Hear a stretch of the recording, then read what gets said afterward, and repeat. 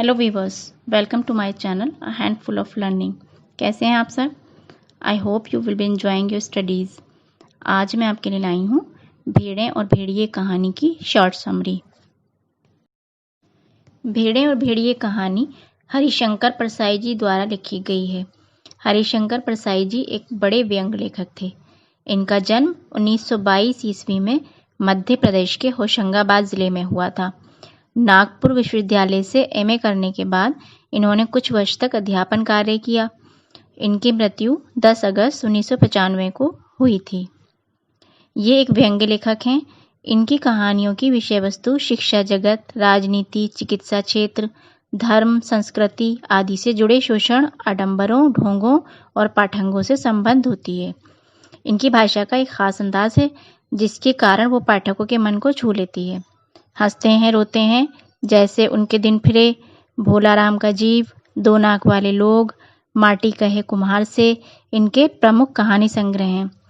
विकलांग श्रद्धा का दौर के लिए इन्हें साहित्य अकादमी पुरस्कार प्राप्त हुआ था। इनकी रचनाएं हमारे मन में गुदगुदी ही पैदा नहीं करती, बल्कि हमें उन सामाजिक वास्तविकताओं का सामना कराती हैं जहां राजनीतिक व्यवस्था में मध्यम वर्गीय मिडिल क्लास के लोग पिसते हुए दिखाई पड़ते हैं। सामाजिक शोषण जो राजनीति के कारण होता है उसको वे इस कहानी के माध्यम से बड़ी सफलता से हमारे सामने पेश करते हैं। इस कहानी के द्वारा उन्होंने समाज की राजनीतिक व्यवस्था पर बहुत करारा व्यंग्य किया है। इस कहानी का जो शीर्षक है वो बहुत सार्थक है। ये एक प्रतीकात्मक कहानी है। इसमें भेड़ों को सीधी सादी जनता का प्रतीक बनाया गया है और चतुर सियार और भेड़िए को चालाक नेताओं का प्रतीक बनाया गया है। वो चालाक नेता जो जनता को अपनी मीठी बातों से बहलाते फुसलाते हैं और उनका वोट हासिल करते हैं, कुर्सी और ताकत के लिए किसी भी हद तक चले जाते हैं। और जब सत्ता हासिल करने के लिए क्या करते हैं, समाज के ऊंचे ऊंचे लोगों का सहारा लेते हैं। जैसे धर्म गुरु होते हैं, कवि, लेखक, पत्रकार, इन सब का ही सहारा लेते हैं। और जब कुर्सी और सत्ता हाथ में आ जाती है तो उसी सीधी सादी और भोली भाली जनता का शोषण बड़े आराम से करते हैं। इस कहानी का उद्देश्य समाज के लोगों को सचेत करना है। जो भेड़ की तरह चलते हैं, हर खतरे, हर दुश्मन से अनजान और नेता रूपी भेड़िए जो होते हैं उनकी चाल का शिकार हो जाते हैं। इस कहानी में मुख्य पात्र जो हैं वो तो भेड़िया और भेड़े हैं, परंतु जो अन्य पात्र हैं वो हैं सियार, जो कि बहुत चालाक और मक्कार होते हैं। अपनी मक्कारी के लिए जाने जाते हैं और हमेशा भेड़ियों के आसपास रहते हैं और मक्खन लगाते रहते हैं, क्योंकि भेड़िया जो है वो मांस खाता है, वो दूसरे जानवरों को मारकर उनका मांस खाता है।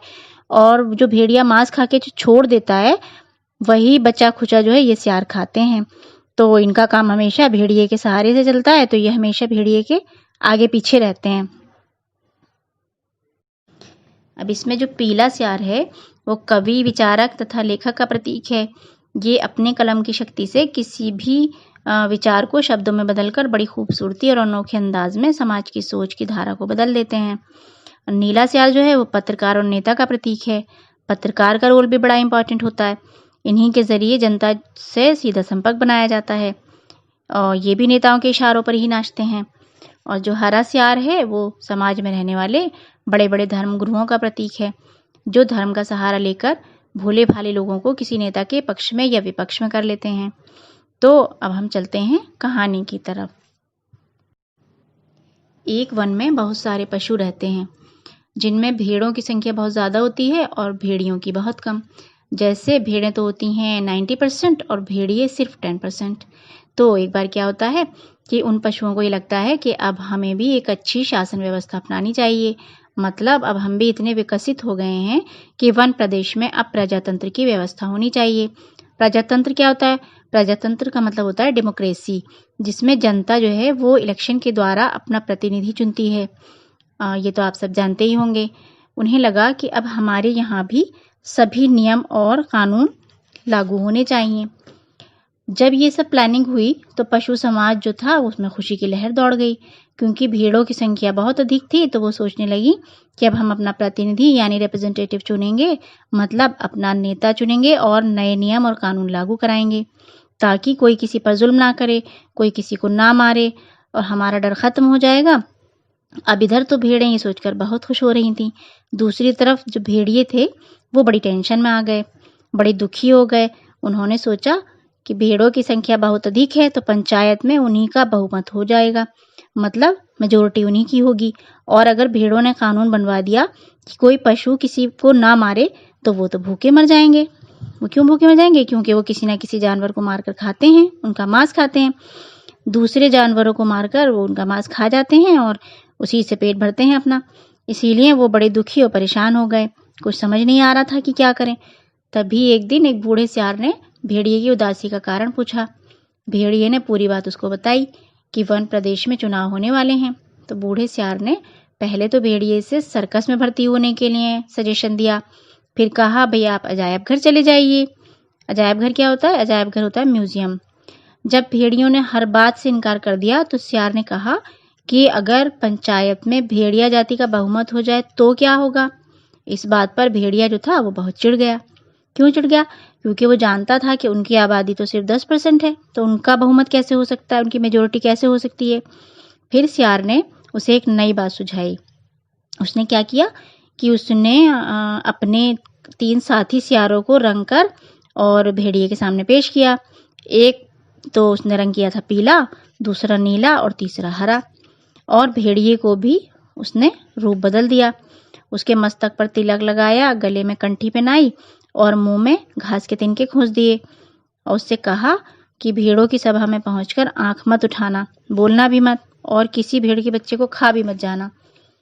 क्योंकि भेड़िए की तो आदत होती है ना, वो भेड़ों को देख के उसके मन में लालच आ जाता है। तो उसने समझाया कि वहां जाके एकदम शरीफ बने रहना।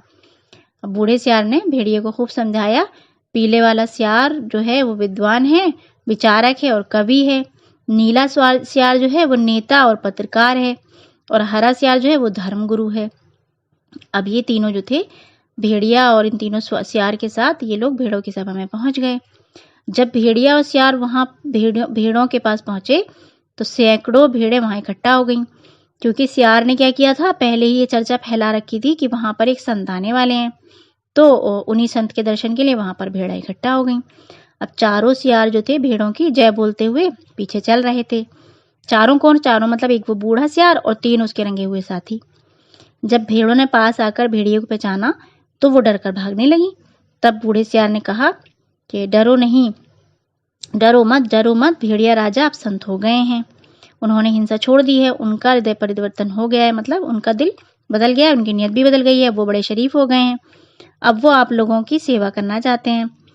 और तीनों जो रंगे हुए सियार थे उनके बारे में बूढ़े सियार ने क्या कहा? उसने कहा कि ये तो स्वर्ग के देवता हैं, ये इस जीव के लोग नहीं है, मतलब ये इस दुनिया के रहने वाले नहीं है, ये तो स्वर्ग से आए हैं सीधे। तीनों रंगे सियारों ने अपने अपने हुलिये के अकॉर्डिंग भेड़िए की तारीफ शुरू कर दी। अब भेड़ियों के पक्ष में कुछ बातें की और भेड़ों का मन भेड़िए की तरफ करने का पूरा प्रयास करने लगे। और कहा कि तुम लोग पंचायत में बोल भी नहीं पाओगे, मतलब भेड़ें तो बहुत सीधी होती हैं। तुमसे कहा कि तुम लोग तो बड़े सीधे हो, तुम लोग वहां जाकर अपने बारे में बोल भी नहीं पाओगे। और भेड़िया जो है वो बलवान होता है, यदि तुम पर कोई अन्याय होगा तो डटकर तुम्हारे लिए लड़ेंगे ये लोग, भेड़िया लोग। इसलिए अपने हित की रक्षा के लिए भेड़ियों को चुनकर पंचायत में भेज दो। और इसी तरह खूब तारीफ करके, खूब उनसे बहला फुसलाकर और भेड़ियों की जय जयकार करके सियार जो थे उन्होंने भेड़ों के मन को बदलने में वो सफल हो गए। जब चुनाव, भेड़ों ने अपने हित की रक्षा के लिए भेड़ियों को चुनकर पंचायत में भेजा।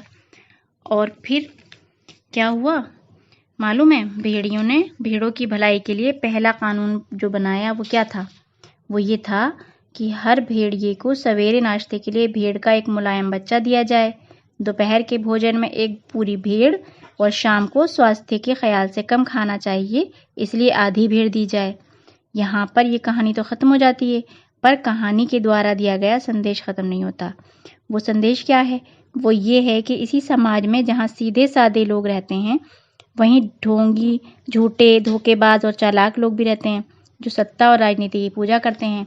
और इसी को पाने के लिए वो इलेक्शन के वक्त भोली भाली जनता को अपने झूठे वचनों से और खोखले वादों से जाल में फंसा लेते हैं। उनका कीमती वोट ले जाते हैं फंसाकर उनको। और उनके वोट के आधार पर जब नेता से वो राजनेता और सत्ता के बड़े अधिकारी बन जाते हैं तो उसी जनता का खूब खुलकर शोषण करते हैं। तो लेखक इस कहानी के माध्यम से हमें ये बताना चाहते हैं कि हमें राजनीति के षड्यंत्रों की तरफ से सतर्क रहना चाहिए, अवेयर रहना चाहिए और अपने चुनाव के अधिकार का सही प्रयोग करना चाहिए। भोली भाली जनता को नेता और चापलूस मिलकर गुमराह करते रहते हैं, अतः जनता को चाहिए कि वो सतर्क और सावधान रहकर अपने अधिकारों का प्रयोग करे। तो ये थी भेड़ और भेड़िए कहानी की शॉर्ट समरी। उम्मीद है आप सबको समझ में आ गई होगी। अब आपसे इजाज़त लेते हैं, मिलते हैं नेक्स्ट वीडियो में। अगर मेरी वीडियो अच्छी और हेल्पफुल लगी हो तो प्लीज़ लाइक एंड शेयर करिएगा और please subscribe my channel. Thanks for watching. Keep smiling and keep learning.